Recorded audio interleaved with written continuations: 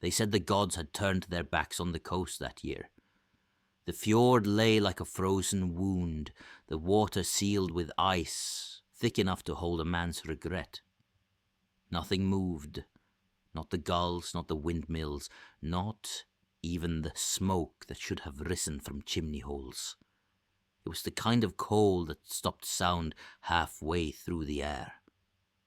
Bjorn Hrafnsson woke every morning to count what was left. The grain was half gone, the goat's milk had soured, and the firewood pile shrank like a dying heartbeat. He cut it smaller each day, the pieces thinner, the burnwood quicker, anything to stretch warmth into another sunrise. He wasn't a man of prayers anymore. The gods had eaten his wife and 2 sons, and he'd stopped feeding them words after that. Now he spoke to the stove, the rafters, the ghosts that didn't answer back. He used to have a laugh, like a drum roll. Now he had a cough. When the storm came, it came like a door slamming on the world. The sky dropped into the sea, and snow fell sideways for 2 days straight. He sat in the half-dark, with his axe across his knees, listening to the wind scrape the roof, and thinking that maybe it would be easier if the whole place just let go. But on the 3rd night, between gusts, he heard something else, something small and human, and losing the fight. A voice, thin as a cracked whistle, coming from the shore. He told himself to ignore it. Nothing good ever washes up after a storm. But the sound came again, and he could hear it even over the groaning of the timbers. He swore, grabbed a rope and a boat hook, and stepped into the kind of dark that eats men for fun. The world outside was white and blind. The snow stung his face, filled his beard, and swallowed the light from his hall until it was only a glow in the distance. He followed the noise by ear, half slipping down the frozen slope that led to the beach. There, between shards of driftwood and the skeletons of a wrecked boat, lay a man. Naked from the waist up, skin blue-grey, wrists bound with a slave thong. The tide had chewed him and spat him out. He was breathing, but barely. Bjorn stood over him for a long time. He thought about the wood left in the pile, the food gone stale in the jar, the frost creeping under the door. Saving him would cost days, maybe the last ones Bjorn had. He could leave him to the gods. They had a taste for broken things anyway. He turned once, took 3 steps back towards the hill, and stopped. The wind changed, and the sound that came from the man's throat was something no man could mistake for an animal. It was a wordless plea, and Bjorn, who had buried enough people to recognize the look of someone halfway gone, sighed and went back. "Damn your luck," he said. "Damn mine too." He cut the thong with the boat hook's blade and threw the man over his shoulder. The body weighed less than his winter coat. The climb back up nearly killed him, but stubbornness is a kind of religion that always pays in pain. Inside, the fire was low, barely enough to keep the frost from growing on the inside walls. Bjorn kicked it to life with kindling, then dumped the man on a bear skin near the stove.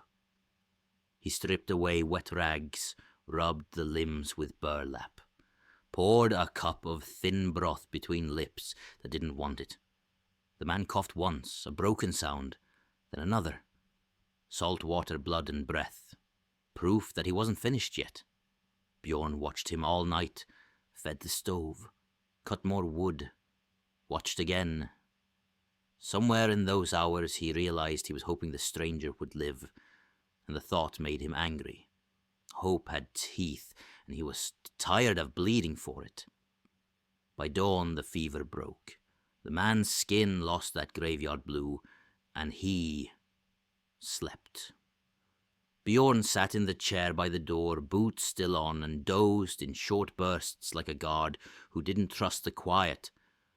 The village saw the tracks later, 2 sets going in, 1 set barely coming back. and they came knocking. Old Thora led them, shawl pulled tight, voice sharp as a crow. "You brought him here," she said, "a thrall washed in from another man's curse?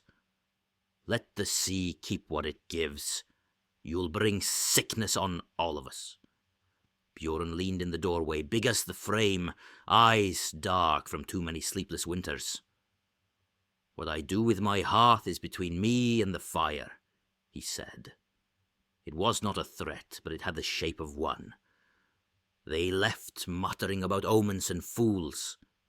Inside, the stranger breathed, and Bjorn found that the sound filled the hall differently, like wind moving through a house that had been sealed too long. Days crawled, the stranger's fever turned to hunger, and hunger turned to silence. Bjorn fed him goat's milk, boiled oats, whatever could be spared. Sometimes the man muttered words Bjorn didn't know, soft, melodic, maybe a prayer, maybe a memory. He had scars down his ribs, the kind you get from battle or punishment. Every now and then his hands twitched, like they were remembering a weapon they no longer held. When the storm finally broke, the world came back in pieces. Drips from the roof, a sliver of blue sky, the creak of thawing timbers. Bjorn opened the door and let light spill in. The man opened his eyes for the first time. They were wolf-grey, and behind them a kind of knowing that didn't belong to slaves. He didn't speak, not yet, but he watched Bjorn with the calm of someone taking measure. Not of a savior, but of a man who had just changed his fate. Bjorn didn't know it yet, but he had. Morning crept into the hall like a thief afraid of being caught. The fire had fallen to red coals, and the smoke hung low enough to paint the beams in soot. Bjorn stirred, half asleep, half listening for that strange new sound. Another man's breathing. The stranger still lived. Colour had come back to his face. The raw ropes on his wrists were scabbing clean. He looked younger in daylight, though the lines around his eyes told of miles and chains. Bjorn studied him, the way an old hunter studies tracks, careful, unwilling to guess too soon. When the man woke, his gaze darted to the door, the hearth, then to Bjorn. No words, only the sharpness of someone measuring danger. Bjorn set a wooden bowl in front of him, broth, thin as water, and 2 crusts of bread. The man sniffed, waited, then ate with both hands like a starved wolf, trying to remember table manners. Bjorn watched him until the bowl was empty, then poured another without comment. By evening the man could sit up. He tried to speak once, but what came out was a tumble of broken syllables, a language that belonged to no one in the valley. Bjorn shrugged. "Words are overrated," he said. He pointed to things, wall cup bread, fire.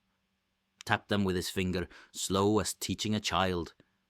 The stranger repeated each sound, stumbling but eager, as if naming the world could earn him a place in it again. For 3 days it went like that. The snow outside turned from blizzard to drizzle, then back again. The sky never settled on one mood. Bjorn worked his traps, split wood, and each time he came back, the stranger had done something useful. Mended a torn net with clever knots, scraped soot off the pot bottoms, stacked the kindling in tidy rows. He was strong now, but careful with the strength, the way a man might be with borrowed gold. On the 4th day, voices came from down the path. The neighbours. They never came without reason. Old Thora led them, wrapped in a shawl heavy enough to stop arrows, her mouth already forming disapproval. Behind her came Arn, who smelled of fish and fear, and 2 more whose names Bjorn never bothered to keep. They stopped in the yard and looked at the footprints. 2 sizes, 1 new. "You took him in," Thora said, accusation wrapped in concern. Bjorn leaned on his axe handle. "Aye. You don't know his kin. I don't need to. He's a thrall," Arn said. "No free man washes up chained." "Then he's free now," Bjorn answered. Thor's eyes narrowed to needlepoints. "Storms bring wrecks, wrecks bring curses. The sea gives only what the gods have refused." Bjorn stepped forward till his shadow reached her boots. "If the gods wanted him drowned, they should have finished the job themselves. No one found an answer for that. They left with more muttering than courage. The wind swallowed their words before they reached the trees." Inside, the stranger sat near the stove, turning a spoon in his hands, as if learning the weight of ordinary things. Bjorn closed the door and poured 2 cups of sour ale. He handed one over. The man accepted it with both hands and drank slow. For the first time, he smiled. A small, cracked thing, quick as a spark. Bjorn felt the hall breathe easier. Days became a pattern. The stranger worked beside him. No orders needed. He split logs clean, carried water without spilling, moved with a soldier's precision, even when doing a farmer's tasks. Once, while lifting a beam to mend the byre roof, Bjorn saw a tattoo under his arm. A line of runes inked with care, half hidden by scar tissue. He asked what it meant. The man only shook his head, eyes distant, as if the words belonged to another life. At night, the two sat by the fire, sharing silence like a meal. Sometimes Bjorn told half-stories of his sons lost to fever, of the old summers when fish filled every net, of a wife who used to sing while grinding barley. The stranger listened with a stillness that felt like respect.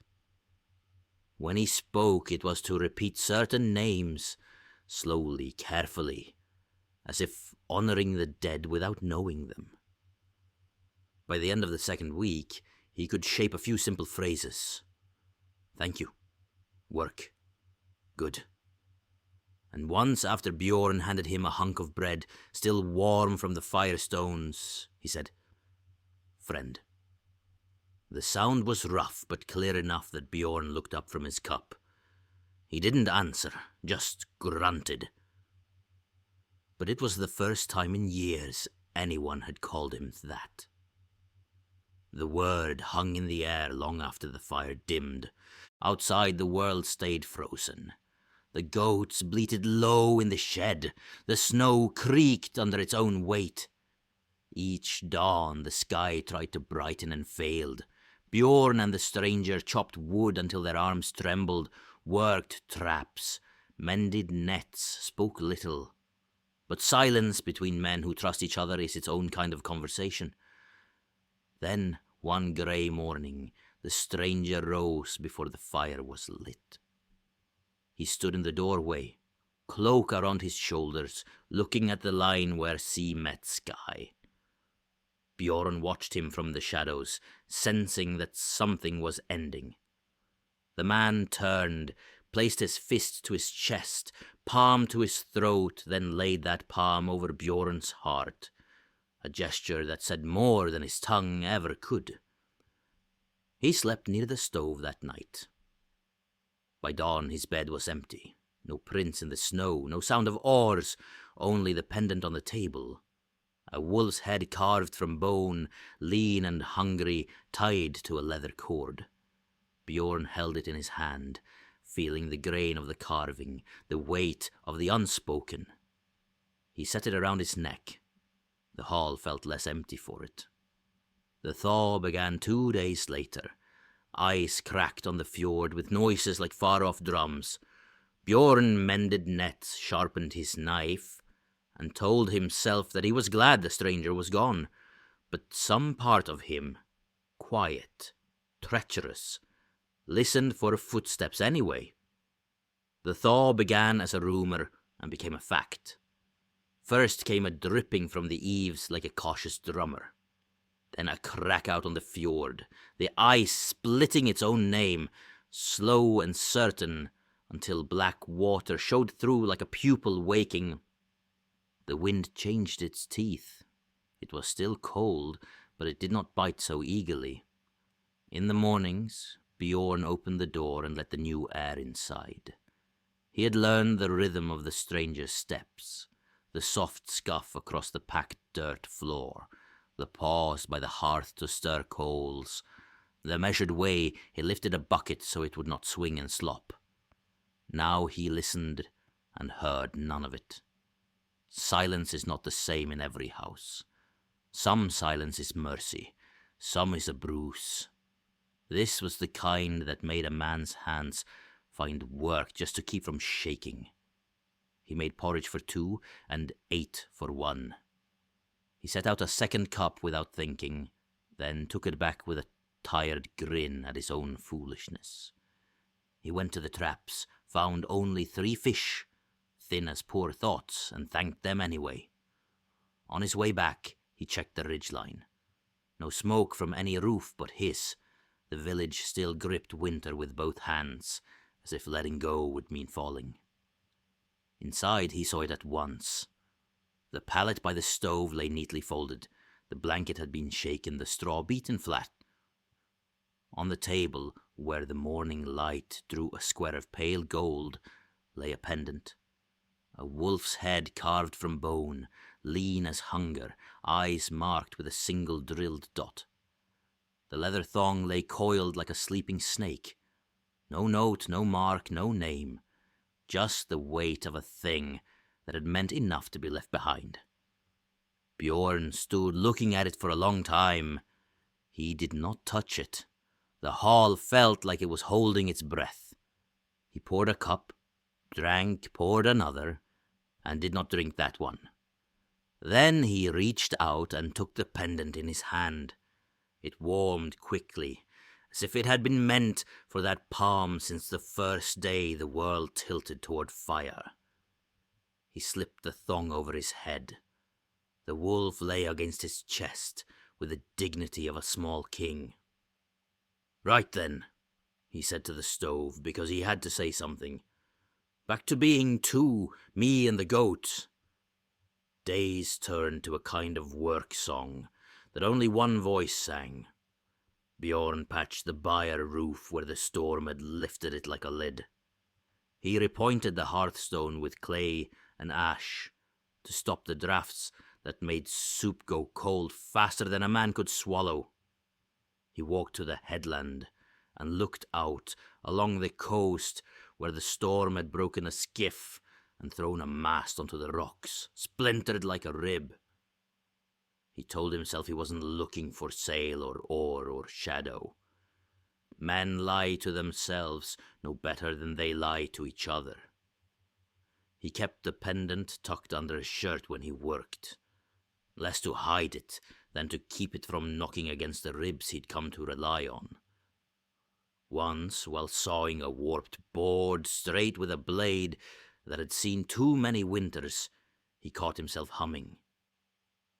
He stopped, annoyed at the optimism of it, then let the tune come back in because no one was listening but the stove, and the stove had been patient.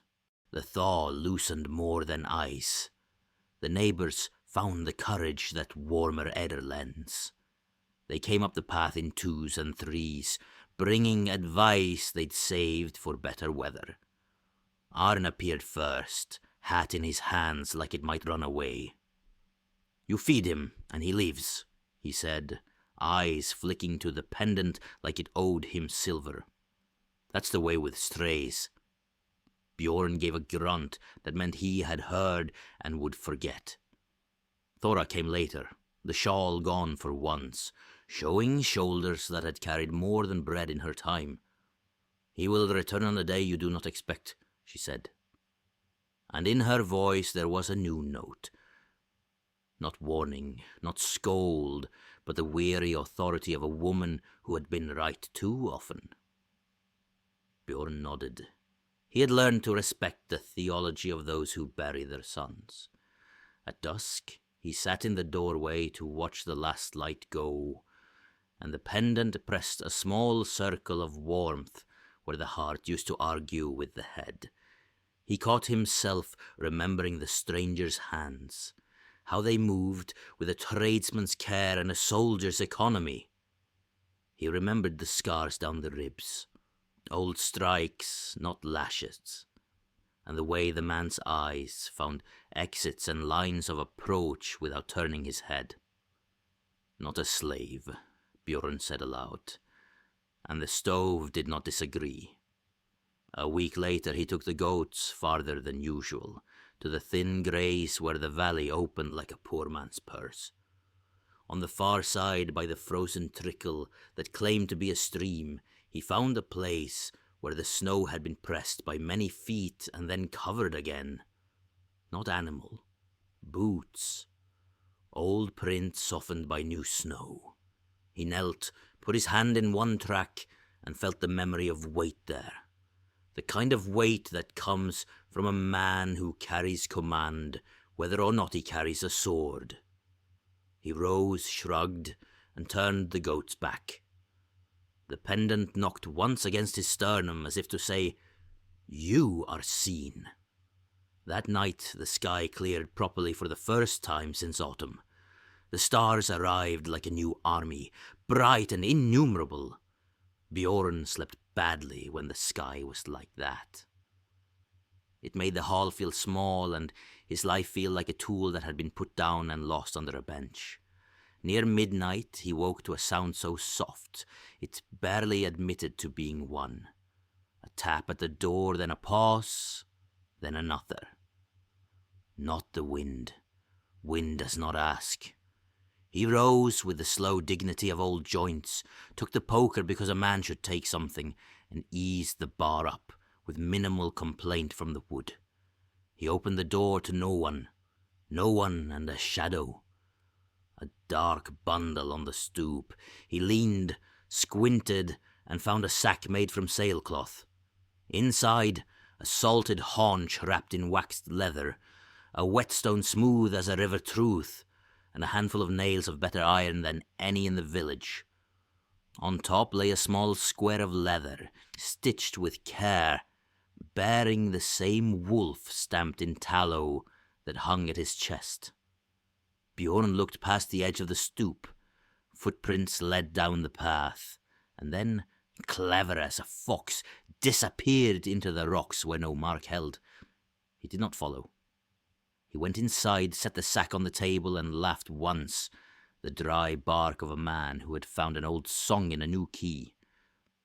"Right," he said to the stove again. "We're three now. Me, the goat, and a ghost with manners." The days earned their names and kept them. Bjorn rebuilt the byre proper with the new nails, marvelling at how much differently wood behaves when it's told to stay with authority. He sharpened the old knives on the whetstone until they remembered themselves. He cut the salted haunch thin and rationed it out with the calculating mercy of a poor king. The village started to talk a different way, too. The warnings changed flavor. Where there had been curse, there grew sign. Where there had been fool, there came fortunate. Men are weather, they change with pressure. One afternoon, as the sun argued briefly with a page of clouds, Bjorn took the path to the headland again. He stood on the black rock and peered along the coast. A gull sat on the post by his knee, looking at the same view with less meaning. The sea rolled its shoulders in a bored way, pretending it had not tried to kill everyone last month. He folded his elbows on the top rail and balanced his chin there like a boy. "Where are you, then?" he asked the horizon, and the horizon, being not in want of manners, did not answer. That night he dreamed a calm dream, the stranger sitting where he always had, carving something small from bone, chips falling to the floor like white petals. In the dream, Bjorn asked what was being made, and the stranger looked up with a boy's pride and said, Home. Bjorn woke with the warm shock of grief he had thought he'd used up, and found his hand had closed around the pendant in his sleep. Spring had not won yet, but it was closer to a verdict. The ice broke and reformed and broke again, the world practicing the motion of changing. On market day, such as it was, men traded stories more than goods. A hunter swore he'd seen shapes out past the point at dawn, low hulls like seals, oars feathering without sound. Arn said the hunter drank too much memory. Thora said nothing, which meant she agreed or disagreed, and either way she was right. Bjorn went home with a sack of barley thinner than he liked, and a spool of thread thicker than he needed. He mended the only shirt that still made him look like the man whose wife had sewn it. He put the pendant under it, and felt the wolf lie quiet and familiar, the way a faithful dog lies against the foot of a bed, even when the bed is stacked high with years. That evening he lit the lamp early and sat by the door with a piece of driftwood and a knife, copying the lines of the wolf into the grain. The first attempt looked like a fox that had swallowed a secret. The second looked enough like a wolf to earn the name. He smiled, an expression he rarely trusted, and set the carving on the sill, a small banner against loneliness. Later, as the lamp thinned and the fire cold, a wind came off the water that smelled not of snow, but of tar and salt-cured rope. It walked around the house like a man who knew it well. Bjorn stood, went to the doorway, and opened it to listen. Somewhere far out, too far for certainty, yet too clear for doubt, he thought he heard a horn. Only one note, a single silver hook thrown into the dark. He closed the door and set the bar. Not yet, he told the room, the stove, the goat, and the pendant. But soon. He banked the fire and slept the way a soldier sleeps when he's pretending to be a farmer, with his boots close and his heart closer. The world spent a long while pretending that winter had left. Puddles formed, refroze, then formed again, as though the land were learning to breathe after nearly drowning. Bjorn worked the thaw with the stubborn grace of habit, patching fences, checking traps, speaking more to the goats than to men. The wolf pendant hung at his chest and knocked a slow rhythm against the bones underneath. Each time it struck, he thought of the stranger's eyes, steel grey and unfinished business. He hadn't seen another ship since the wreck. Not a sail, not even the shadow of a keel. The fjord was still, and that stillness made the mind restless. Some nights he woke certain he'd heard oars, faint as a pulse through the water, and he'd go to the door and stand in the dark until the frost numbed his toes. Nothing ever showed but stars, sharp and countless as debts unpaid. By late spring, the villagers began talking of raiders again. Men from the far north, who rowed black-sailed ships and took whatever survived the frost, grain, iron, women. The coast had been quiet for 2 years, and quiet breeds carelessness. Now lookouts swore they'd seen smoke out past the headland, too far to be driftwood, too steady to be chance. Bjorn listened and kept his mouth shut. He'd spent too much of life watching people run from the wrong things. Then came the morning the air felt too heavy to be trusted. No birds sang. The goats refused to leave the shed. Even the sea, usually full of gossip, seemed to hold its breath. Bjorn was splitting kindling when he heard it. A sound so deep it felt like it rose from his own ribs. A horn, not near, but not far. A single long note that slid through the valley like light through water. It came from the fjord, and the fjord did not own a horn. He straightened, hand tight on the axe handle. The sound came again, slower this time, like a question waiting for courage. He climbed the ridge above the house, boots crunching through the last crust of snow, and looked out toward the mouth of the fjord. At first there was nothing. Then the mist moved and he saw them. 5 sails, black as crows in the first light, then 10, then more until counting lost meaning.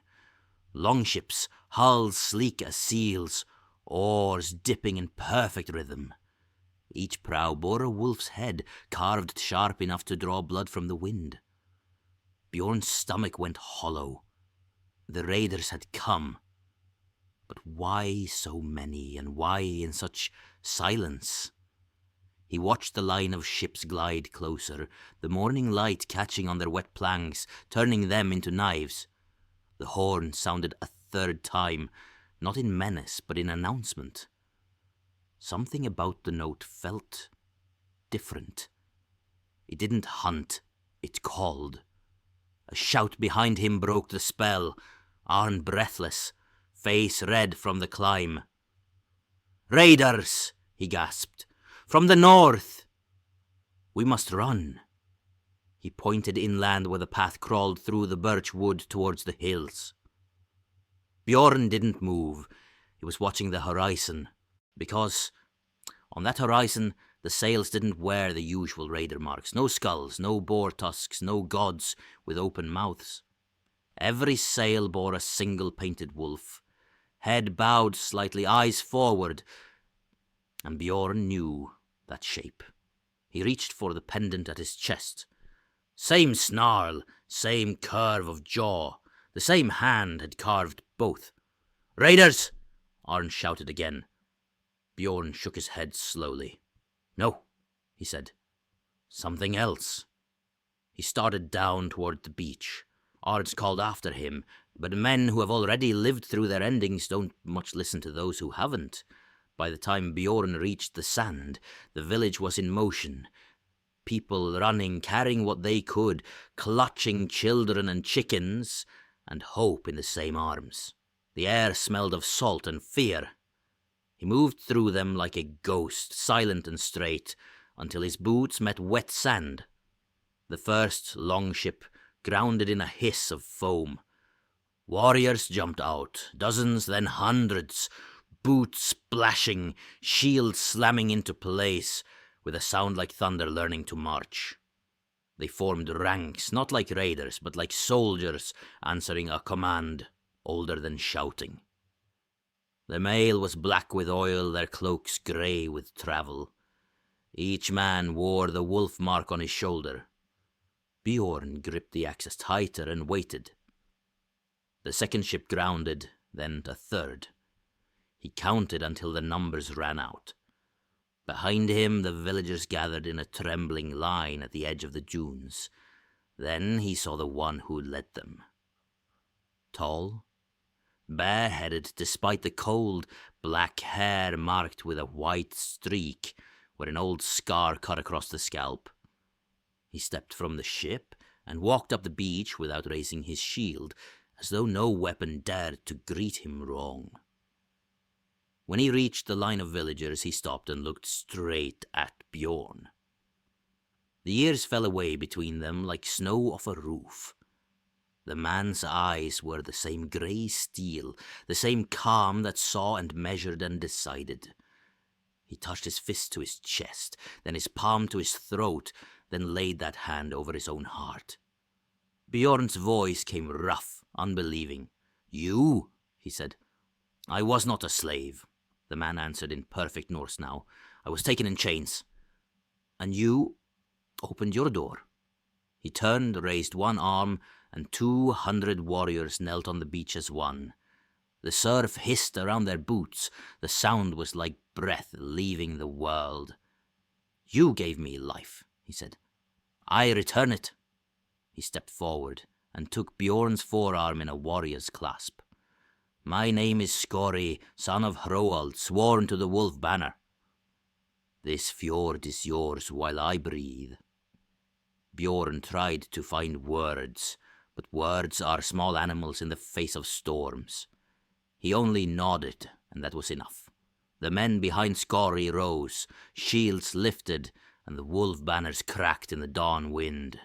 On the ridge above, Arn dropped to his knees, halfway between prayer and surrender.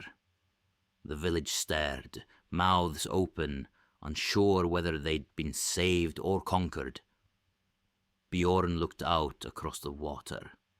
Farther out, more ships were coming, this time not wolves but crows, the true raiders, unaware that the prey they hunted had just grown fangs. He pointed. Skori followed the gesture, then smiled, and the smile carried no humour, only promise. "Then let us begin," he said. The horn blew again, louder, nearer, confident. The echo ran up the fjord walls and broke on the mountain peaks, telling every god that watched that mercy had teeth, after all. The raiders on the ridge froze when they saw what was coming for them. Their shouts turned thin, their lines broke like straw set against a river. Down on the beach, Skori raised his sword, and the wolf banners lifted with it, grey silk snapping in the new wind.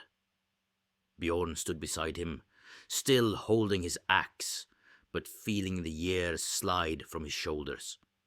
He had been a farmer for so long that he'd forgotten what it meant to stand behind a man who knew where a battle was supposed to go.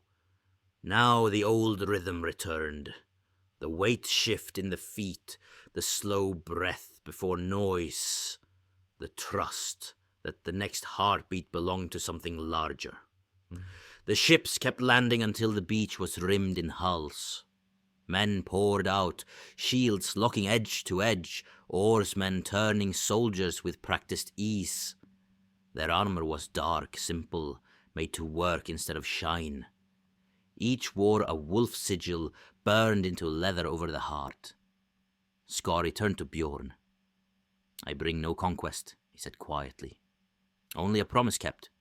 Bjorn found his voice. "You owe me nothing." Skori shook his head.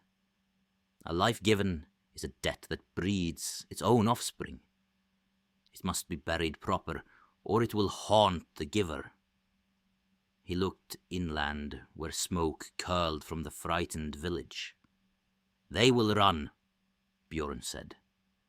"They should," Skori replied. "The battle that's coming doesn't ask permission. Far out on the sea, new sails had appeared. White ones, glinting trimmed with red. The true raiders. The men who had driven Skori's people south the year before. Killers of his kin, takers of his honor. Now they had followed him here without knowing it, drawn like flies to the scent of unfinished vengeance. Skori walked up the beach, motioning for the ranks to follow. His warriors fell into step with a discipline Bjorn hadn't seen since the days before age bent his back. He counted at least 200, more perhaps, and behind them came women bearing spears, boys carrying arrows, even a few hounds trained to pull down riders. They moved as if they shared one thought. He stopped at the edge of the dunes and looked down on the huts of Bjorn's village. Fear moved among the thatches like rats. Skori raised a hand, and his men halted. Then, in a voice not meant to frighten, but to instruct, he said, "We stand for the man who remembered mercy when mercy was unfashionable. This ground is his." The words rippled through the ranks like the wind through pine. Bjorn had not asked for champions, yet here they were. He wanted to tell them to leave, to fight their own wars far from his fields. But another part of him, the part that had watched sons die of fever and gods stay silent, knew better. Sometimes fate arrives already decided.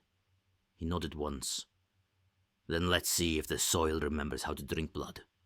The first enemy ships hit the sand hard, throwing spray high enough to glitter in the weak sun. Drums thundered across the water, a raw, ancient rhythm that made men's hearts stumble. Bjorn's villagers scrambled behind fences and half walls, clutching rusty blades. But Skorri's warriors stepped forward as calm as if they were walking into rain. "Shields!" Skorri shouted. A wall rose, wood and iron rim, each edge fitting into the next. Bjorn found himself between two men who smelled of tar and pine sap. They grinned at him as if sharing a joke only warriors understand. The first volley of arrows came hissing in. They clattered off shields, snapped in the sand. The second came closer. A shaft grazed Bjorn's sleeve, biting through cloth, drawing a single bright line of blood. He didn't feel pain, only memory. "Forward!" Skorri's voice carried above the wind. The wall advanced step by step, feet thudding in unison, the sound of inevitability. When they met the enemy line, the impact shook the beach. Steel screamed against wood. Men shouted, axes rose and fell. Bjorn swung his old weapon once, twice, each time feeling the crunch that tells you the world has noticed. He lost count after that. Time folded. Battle became rhythm, sweat, breath. When at last the sound thinned, he saw the raiders breaking, dropping shields, stumbling back toward the waves. Skorri drove them to the water's edge, cut them there, and let the sea finish the rest. Silence returned by degrees, the hiss of receding tide, the groan of wounded planks, the slow collapse of men remembering they were mortal. Bjorn leaned on his axe, chest heaving. Skorri came to him, blood on his cheek that wasn't his own. "Debts should be paid in the coin they were given," he said. "You gave me breath." "I give you peace." Bjorn stared at the dead, spread across the shore. Peace, he thought, is never free. But he nodded, because argument seemed like ingratitude. The villagers crept from hiding. Children peeked from behind walls. For the first time in years, they looked at Bjorn not as a man with nothing, but as a man whom fate itself had chosen to stand beside. That night, the fires of victory burned bright enough to make the fjord blush. Skorri's people cooked fish and venison, patched sails, tended wounds. Bjorn sat by one of the fires with a bowl of broth that smelled of things he could not name. Skorri joined him, setting down a cup of mead. "You should keep men here," Skorri said. "This place will grow rich under your hand. You've got the heart for it." Bjorn shook his head. "I was born to dig, not to rule." Skorri studied him for a moment. "Rulers dig too," he said quietly. "Only they bury kings." The fire cracked between them. Bjorn laughed, the sound strange in his own ears. "I'll settle for burying fences." Skorri smiled, slow and rare. "Then may your fences be tall and your enemies polite." When dawn came, smoke curled from the pyres like black ribbon. Skorri's men stood in lines, chanting a low, rolling song that rose and fell with the tide. Bjorn watched until his knees ached, then turned toward his hall. He stopped when Skorri called his name. The younger man held out the wolf pendant, another one, newer, its edges bright where they'd been freshly cut. "Keep it," Skorri said. "If ever the sea calls again, follow the wolf banners. You will not be turned away." Bjorn took it and felt the weight settle against his palm like the closing of a circle. "What will you do now?" he asked. "Build," Skorri said. "A world where chains buy no loyalty and mercy isn't weakness." He saluted with his sword and turned back to his men. The longships rocked in the shallow surf, ready to slide free again. The tide had changed, and it would carry his name with it. Bjorn stood alone on the beach, long after they'd gone, until the smoke thinned and the gulls dared to return. He felt tired, but not old. Spent, but not empty. He looked down at the pendant resting against his hand, then at the fields beyond the ridge. "Back to digging," he murmured. And this time, the wind answered like a friend. Morning came grey and workmanlike, as if the sky had decided that glory was for last night and today belonged to mending. The sea breathed slow. The surf dragged kelp and splinters into neat lines, the way widows fold shirts. Smoke curled from 3 pyres and from the cook fires of the living, and between them men moved with the unsteady care of those who had found their limits and returned with a receipt. Bjorn woke on his feet, because old soldiers sleep standing when they do not mean to. His fingers still ached in the joints where frost and work had set up home. The axe leaned against the post as if it had grown there overnight. He lifted it, tested the haft, then set it down. There were other tools that needed him. Scory's camp functioned like a body with a quick mind.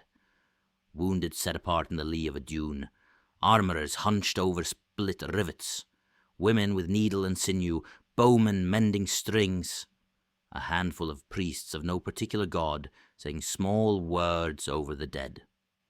No frenzy, no swagger, just order, and the kind of quiet that belongs to people who know what they're for. Bjorn walked the line of beached hulls and felt a familiarity he had no name for. He had never captained a ship, but he had captained hunger, weather, and loss, and the rhythms were cousins. A boy ran past with a coil of rope on his shoulder, nearly tripping when he caught sight of the old farmer. He grinned a big, gap-toothed grin and shouted, "He's the one!" He fed the chief. Bjorn waved him away with a grunt, embarrassed to be made large by a single simple act. Men die for less praise, and live worse for more. Scory stood a little apart on a dune, watching the mouth of the fjord the way a shepherd watches the edge of a field he knows wolves favour. The wind tried to muss his hair and failed. He acknowledged Bjorn with a tilt of the chin and waited for the farmer to climb up beside him. 10 ships fled, Scory said. 3 we burned to the waterline. The rest limped away with fear riding their keels. He spoke without triumph. Victories are receipts too. They'll be back, Bjorn asked. They are men, Scory answered. Hunger and pride are 2 winds that never stop blowing. But not today. He squinted into the grey. Far out, the horizon wore a stain, the kind made by smoke too distant to bring worry, too deliberate to ignore. Another camp? Bjorn asked. Or a city we haven't met yet, Scory said. The world is full of both. Below them, villagers in a wary cluster approached 2 of Scory's captains. Offers were made in the old currencies, barley for iron, labour for safety. A daughter's eye lingering perhaps too long on a man with a scar turned handsome by victory. Bjorn felt the awkwardness of first contact. How prosperity and protection always arrive with a measuring rod. He did not like rods. He preferred things that could be held with both hands and used to move earth. Scory must have read the distaste. You fear the price, he said gently. I fear forgetting how to count, Bjorn replied. Scory nodded. Then we'll count together. I'll leave a garrison. 40 shields, a smith and a sailmaker. We'll build a palisade worth defending. And when I pull north to hunt the rest, they'll keep the wolf here. Bjorn looked at the beach, the neat stacks of enemy shields destined to become roofs, the piles of broken spears already stripped for dowels. He pictured a ring wall of sharpened trunks, a watchtower at the bend where the path met the sand, a ditch that took the tide twice a day and returned it contemptuous. He could see it. He could see himself in it. I'll set the post holes, he said. Scory smiled in that small, rare way again. I knew you would. The day bent towards the work. Teams formed without argument. Some hauled timbers up from the headland, their boots sinking ankle deep into wet sand. Some measured with cord and thumb. Some took spades to the packed earth and opened it as a butcher opens a steer, cleanly, efficiently, respectfully. Bjorn found his place with the spades. He dug the first hole like an apology to the ground, and the second like a promise. By the third, he was sweating under a sky that had forgotten how to sweat. A young warrior spelled him without a word, and Bjorn stepped back to breathe, surprised by how grateful his lungs felt for being asked to do the hard thing again. At midday, a shout went up from the outer boats. Everyone's head turned, the way wheat turns for wind. A small skiff cut across the fjord mouth, low and quick, a messenger's boat. It ran into the shoal like a fish, and spilt a wet, panting man onto the sand. He ran directly to Skorri and spoke into his ear with a village's speed. Skorri's jaw set. He raised a hand, and the small world on the beach quieted. "A band of the white-sailed raiders circle back along the outer coast," he said. "They mean to strike deeper, past us, to the next fjord. If they burn there, they'll own your ridge by autumn. Maps you can walk are the only maps farmers trust." Bjorn saw it immediately. The path over the saddle that led to the neighbor valley. The trail that raiders could make into a road with 2 good fires. He spit into his palm, just to remind himself the mouth still belonged to him, and said, "How far?" 2 hours by water. Half a day by lakes, if the gods like how you walk. "Then go," Bjorn said, shocked to hear the command in his own voice. "Go, and I'll hold the gate you're building for me." Skorri hesitated, the way good leaders do when asked to leave the thing they want to keep. Then he nodded. 40 shields stay, he told his captains. "Everyone else, oars out." He squeezed Bjorn's forearm. "You've already done this once," he said. "Do it again." Bjorn watched the longship slide free, one after another, like teeth in a smiling mouth. The oars dipped and rose, dipped and rose.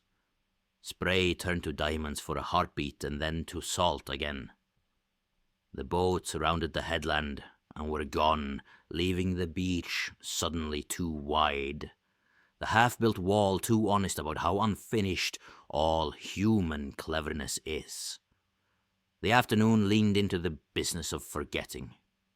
They dug. They set posts. They cut trenches to channel the tide where it would do more of their work than a line of tired backs could. Bjorn's hands bled where old callus had thinned, and he was glad for it. Blood is a way to pay a day in the same currency it charges.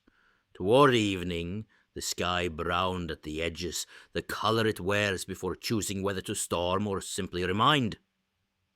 A runner came along the ridge, throwing words over his shoulder. "Crows broken. Turned them at the river mouth. Our ships chase." The shout reached the beach in tatters, but the meaning arrived whole. The tide kept turning. A cheer went up in pieces and came together by the end like a net finally catching. Night brought the kind of tired that sleeps without asking. They posted watch, lit long fires behind the half wall, so the faces of any who approached would be lit from below. An old trick to make men look like devils. Bjorn took the second watch, the hardest one. The world is meanest to men who wake on purpose at that hour. He stood on the dune above the new ditch and listened to the sea count heartbeats. The wolf pendant hung heavy and warm where the shirt had worn shiny. Somewhere beyond the headland, a gull complained, and then forgave something only gulls care about. He thought of his wife's hands shelling peas, of sons who had believed doors stayed where you closed them. of a stranger who'd arrived with chains in winter and returned with banners in spring. He thought of mercy like a seed, how it looks like nothing when you put it in the ground, and how it surprises you with trees that decide entire skylines. He did not pray, but he stood in a way that made room for an answer if one cared to arrive. Just before dawn, the sea changed its breathing again. He felt it under his boots before he heard it with his ears. The horizon paled, and with it came a sound like a great beast settling. Oars feathering, men speaking softly after work they were proud of and wary of at once. The first longship came round the point with a shrug of spray, then another and another, all the way to 20. Some rowed lower, burdened with trophies and wounded. Some sat higher, faster, lean with the relief of coming home. Scorry stood in the bow of the first boat, face wind-caught and clean, as if he had been washed in a basin that only work fills. They ran the keels up on the same scars in the sand, and stepped ashore with the ordinary grace of people going where they belong. Scorry climbed the dune, found Bjorn without looking, and clapped him once on the shoulder, hard enough to wring bone, soft enough to promise gentleness later. "We turned them," he said. "They'll spend the summer telling lies about where else they were meant to be." "And here?" Bjorn asked. Scorry swept his hand at the half-wall, the ditch, the braced posts, the people asleep in piles around the fires, the sheep that had wandered into the line as if invited. "Here," he said, "the tide turned. It's not the kind of victory bards sing for coins. It's the kind you measure in harvest." Bjorn nodded and let the weariness arrive now that it had permission. He sat on the dune with his legs straight, like a boy waiting for a story, and watched the sun lift itself over the ridge, as if embarrassed to be late. He closed his eyes and saw not battle for once, but fences and fields and a gate that swung on good hinges. "Back to digging," he murmured. Scorry laughed quietly. "Back to digging," he agreed. And between them, without needing to be said, lay the understanding that some tides once turned do not turn back. By the time the sun climbed clean over the ridge, the beach had learned to look like a village again. Lines were drawn not by blood but by ropes and stakes. Nets hung to dry like tired flags. Children returned to the margin of danger the way birds return to a ploughed field. The new palisade threw a straight shadow across the sand, and men admired it for the same reason farmers admire rain. It was proof the world could still be persuaded. Bjorn woke with the ache that comes after a day spent bargaining with earth.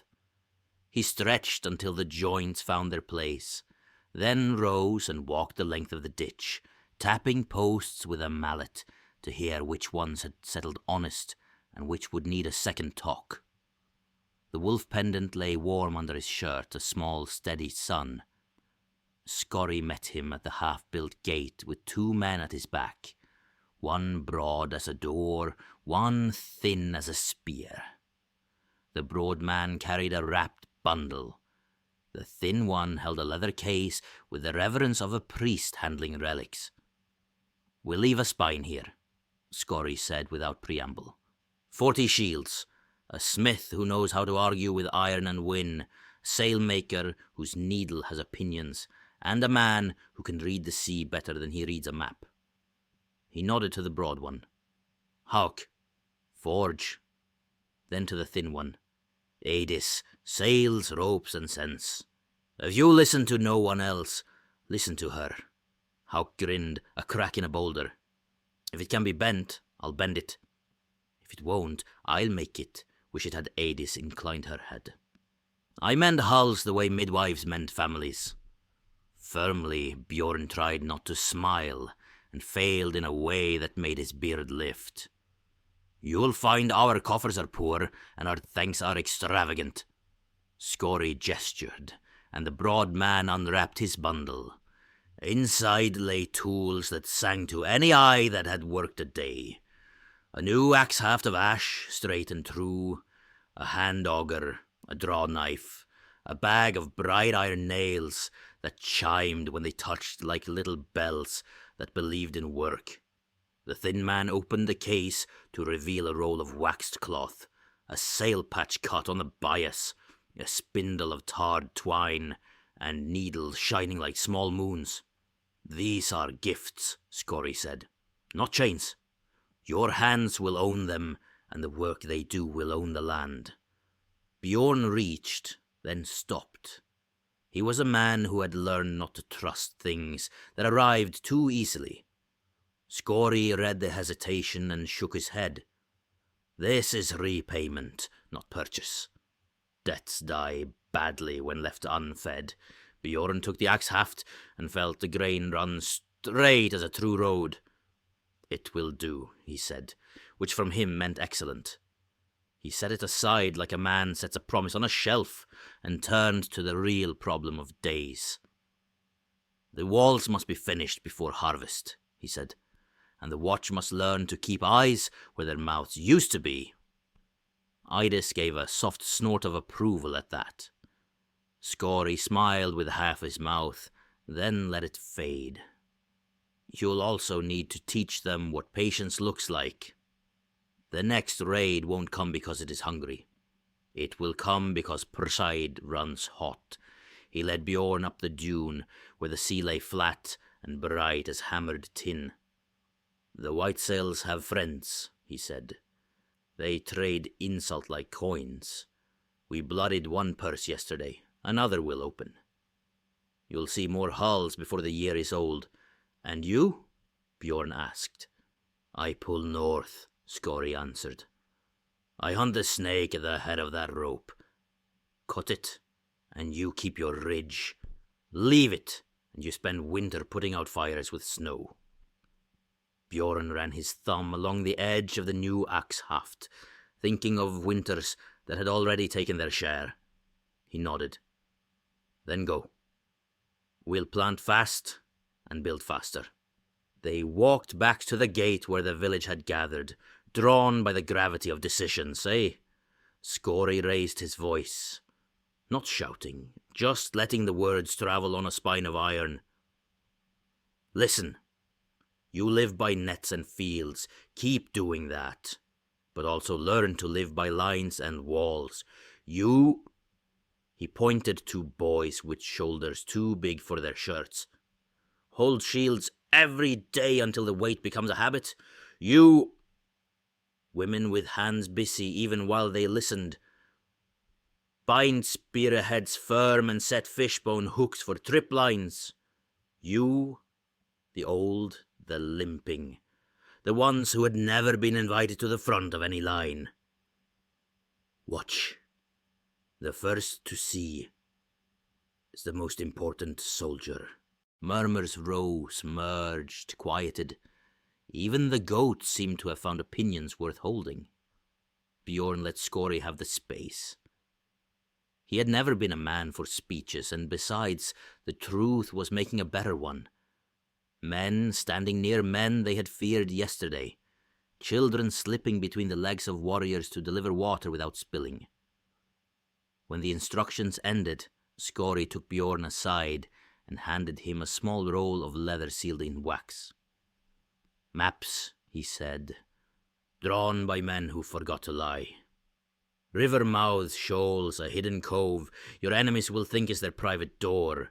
Bjorn tucked it into his tunic. I prefer maps you can walk.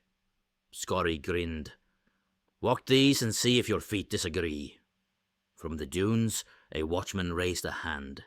Out past the headland, a line of low black shapes shouldered the water. Seals, or driftwood, or the memory of last night turned into rumour by air. Scory's gaze tightened. Time. They walked down to the keel-scarred sand together. The wolf banner longships waited with the readiness of hounds trained to love the leash because it meant purpose. Men climbed aboard with the ease of those who belong to a trade. Hauk the smith delayed long enough to kick one post and pronounce it good. Idis squinted at the wind and adjusted the angle of a drying sail by a thumb's width, which somehow made it right. Skori took Bjorn's forearm in a clasp that left dents where old muscle still answered questions. "If ever the sea calls for you," he said, "follow the wolf banners. You will not be turned away." Bjorn swallowed against a throat made foolish by gratitude. "And if the land calls for you," he said. Skori looked past him at the wall, at the ditch, at the people already moving in the right directions. "Then she will find me already walking," he replied. They let go. Skori stepped into the surf without looking to see if it would welcome him. The ship shoved off, oars biting, prows turning towards the outer coast, where pride and hunger wrote their letters in smoke. The village stood and watched until watching hurt. Bjorn did not watch. He turned back to the gate and set his shoulder to a post. "Lift," he said, and those who were left lifted. By midday the wall stood chest high all the way to the jetty. By evening the watch platform held 2 boys and a girl, with eyes like knives and a horn between them. Hauk's hammer began to teach iron new manners. Adis's needle went in and out of canvas until the cloth purred. At dusk, Thora came to the gate with bread still warm from stones and a look that had sharpened into approval. "You did right," she said, setting the loaf in Bjorn's hands as if consecrating it. "Even if the gods weren't watching, the children were." "I've never been much for gods," Bjorn said. "Then be much for the children," she answered. "It usually amounts to the same work." Night fell heavy, but not hopeless. Bjorn took the second watch again, leaning on the rail while the sea muttered and apologized for old habits. He thought of Skori, rowing toward whatever thing men like him are born to argue with. He thought of the wolf on his chest, and the maps warm against his skin. He thought of a door opened in winter, and an army kneeling in snow because of it. Sometime between moonrise and common sense, the wind shifted and brought a smelt he hadn't known he missed. Cedar smoke from far away, resin sweet, clean. He closed his eyes and let it run through him. "A warning," he said softly, though no one had spoken. "Or a promise. Sometimes they are the same." When sleep finally took him, it did so gently, the way a tired mother picks up a child, careful not to wake what should be left alone. In the morning there would be ditches to deepen, drills to run, seeds to set into soil that had learned suddenly to expect better company.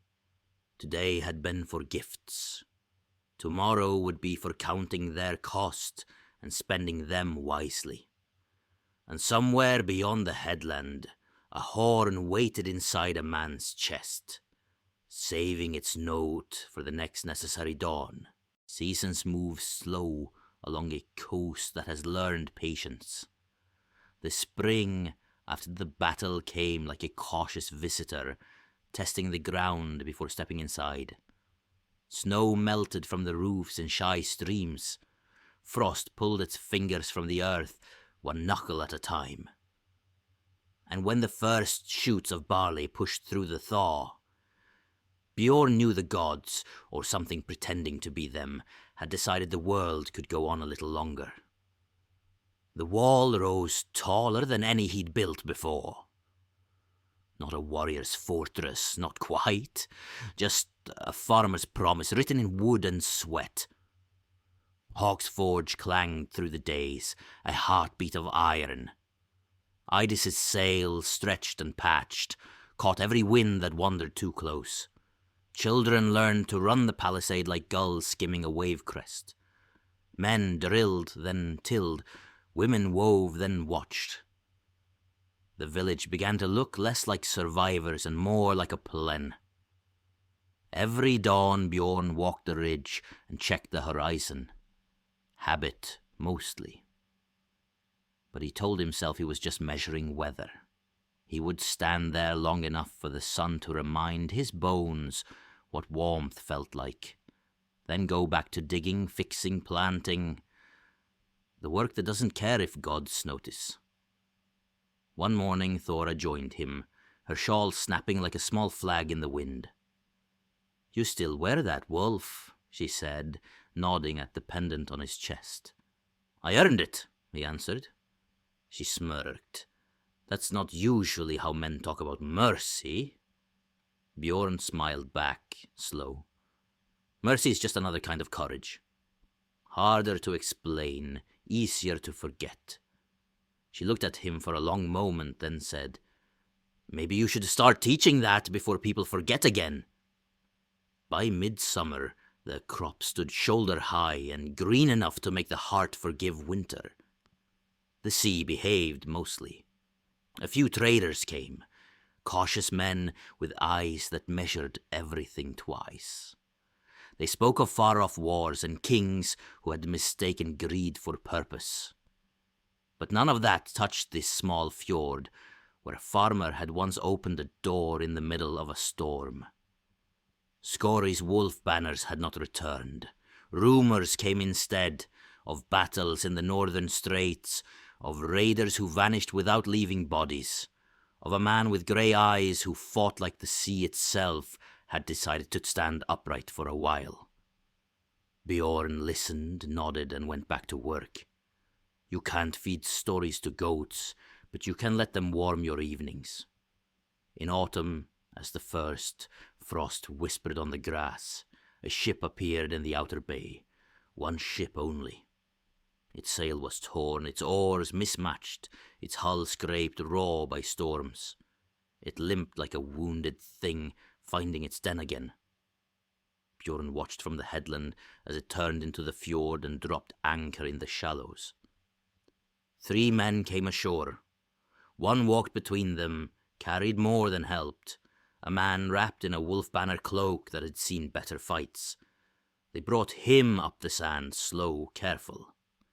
When they reached the gate, Bjorn was already there. The man lifted his head, eyes grey as old steel, ringed with salt and years. "Skorri," Bjorn said softly. "Still a farmer," Skorri answered, voice rough but smiling. "Still a fool for mercy." Bjorn helped them inside. They laid the chief near the fire, where he had once eaten bread as a stranger. His body bore the map of 100 fights. New scars drawn over old ones, until skin and story were one thing. Eidis cleaned the wounds while muttering curses that sounded suspiciously like prayers. Hauk poured mead and grumbled that the gods should learn better timing. Skorri drank, wiped his mouth with the back of his hand, and said, "The sea's quieter now." "I made sure of it." Bjorn looked at him. "At what cost?" Skorri shrugged, a movement that carried more pain than he let show. "Every wave wants something. I paid the price men always pay, just enough to make the next fool think it's worth it." They sat in silence a while, the kind men share when talking would only make the world smaller. The fire popped. Outside the wind shifted and brought the smell of wet pine from inland. The smell of a forest already dreaming of snow. At length, Skorri said, "You were right, you know." About mercy, Bjorn shook his head. "I was just tired." "Tired men do the truest things," Skorri said, "because they've run out of reasons to pretend."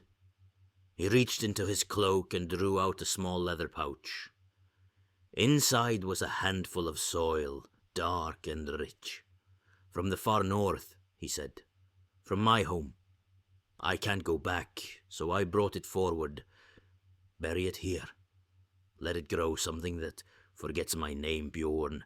Took it and felt the weight. light as dust, heavy as a kingdom. He nodded. I'll plant it where the wall meets the sea. That way, when the tide comes in, it'll remember both. Scory smiled faintly. Good. The sea should remember kindness. It's bad for a thing that big to forget. He closed his eyes then, not in death, but in the kind of rest only earned by men who've carried too much. When dawn came, he was gone, quietly, the way waves leave the shore. No drama, no struggle, no spectacle, just absence where a story had been standing. They buried him at the meeting of wall and sea just as promised. The soil from the north went first, then stones from the beach, then sand until the mound looked like it had always been there. Hauk forged a marker of plain iron. No runes, no boasts, just a wolf's head etched with a steady hand. Idis set a ship's nail into the top for luck. Thora said a few words that might have been prayers or simply good manners. Bjorn stood the longest. He watched the tide crawl up to the mound, lick it once and slide back. Then he spoke softly.